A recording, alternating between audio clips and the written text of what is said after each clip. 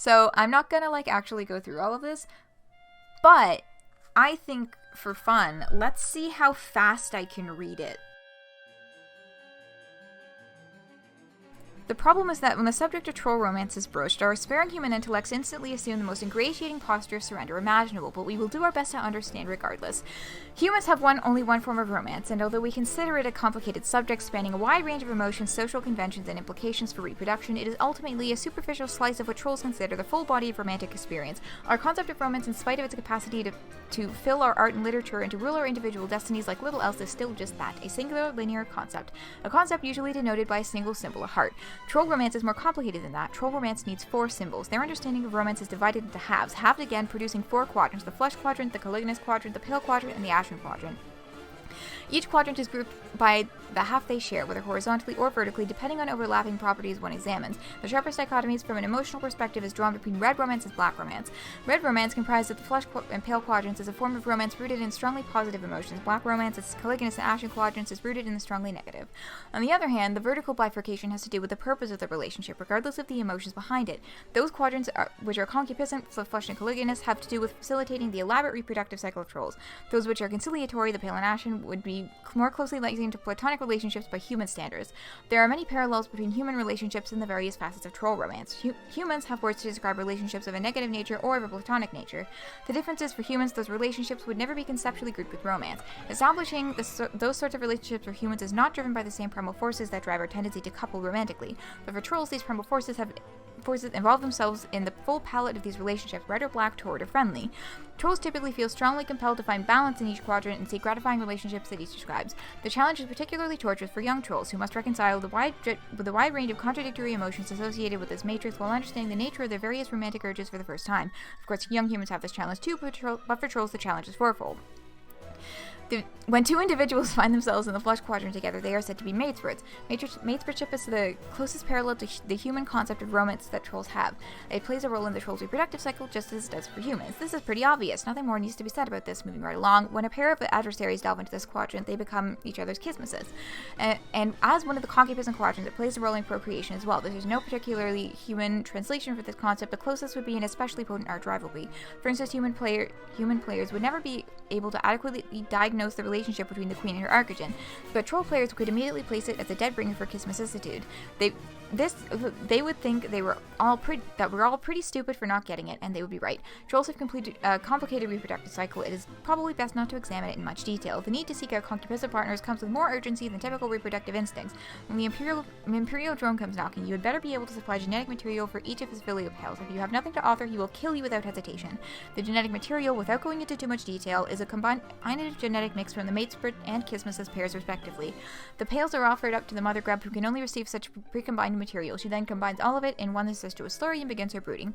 This doesn't mean the initial combination was for naught, however. In the slurry, more dominant genes rise to the fore, while the more recessive find less representation in the brood. Especially strong matespirit and kissmissus pairing yield more dominant genetic material. The more powerful the complement or potent the rivalry, the more dominant the genes. Troll reproduction sure is weird. We all take a moment to lament how pedestrian human reproductive system is, and further lament that the phrase incestuous slurry is not a feature of common parlance in human civilization.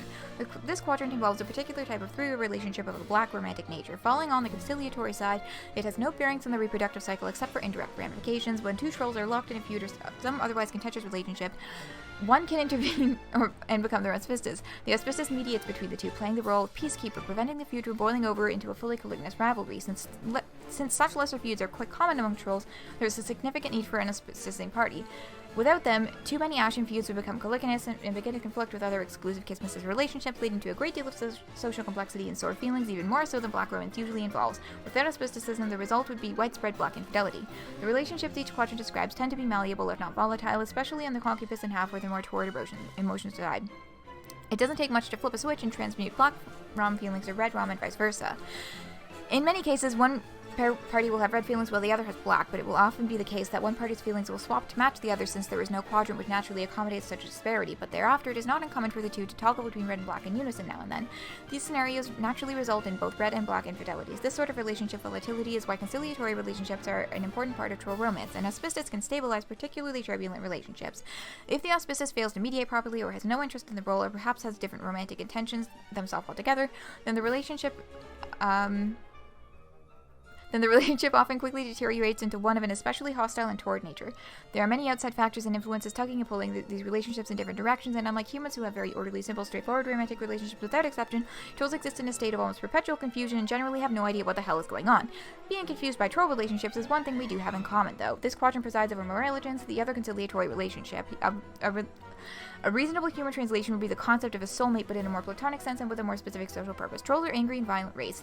Some are hot-tempered and dangerous than others, to the extent that if left to their own devices, they would present a serious threat to society or even to themselves. Some trolls will have an instinctive pale attraction to a more even-tempered troll who may become immoral. The moral is obliged to pacify the other, to function as the better half. The partners in a strong pale relationship will serve to balance and complement each other's emotional profiles and thus allow their relationship to be more successful. It is often ambiguous, especially among young trolls, when a bond is formed between acquaintances as true moreligence or just the usual variety of platonic involvement. Furthermore, romantic intentions of a flush nature can often be mistaken for paler leanings, much to the frustration of the suitor, but some pale leanings, as the one above, will be strikingly obvious to all who know them. God, you just can't get enough of this, can you? That would have been a great point for a transition out of this illustrated sociology study, but okay, if you insist. Now let's see what's going on here. It's perfectly simple. When the full measure of troll romance is in action, we have, hey, why don't you figure it out? You should be an expert on this by now anyway. Later, our troll hero will try to explain this to our human hero, attempting to convey all the nuance of troll romance through nearly verbatim recitation of the previous excerpts. He would try to describe how rich in texture the troll romantic comedies were compared to the one-dimensional schlock of our human cinematic counterparts. He would barely scratch the surface of troll Wilson's virtuosity with the delicate lattice of troll romance, as he would insist the bumbling fudge-blooded troll Kevin James through the interwoven minefield briar patch of red rum and black rum entanglements, all while sifting through his own prickly romantic situation and ultimately learning the true meaning of hate and pity. But would they succeed before the Imperial drone came knocking with his thirsty pails at the ready? Yes, they would, but John didn't understand any of this because he's a moron and because he wouldn't shut up about his awful bullshit Earth movies. He would just go on and on and on about that garbage. But if there was one theme to be hammered through this thick skull, it would be that trolls' cultural preoccupation with romantic destiny.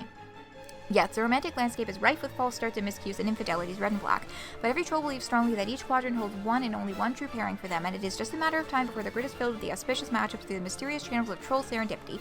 In short, their belief is that for each quadrant there exists a pair or triad of trolls somewhere in the cosmos that were made for each other. Wow! 7 minutes and 11 seconds. Shit, I hit clear instead of stop. I didn't think it would take like 7 minutes long, but it took 7 fucking minutes.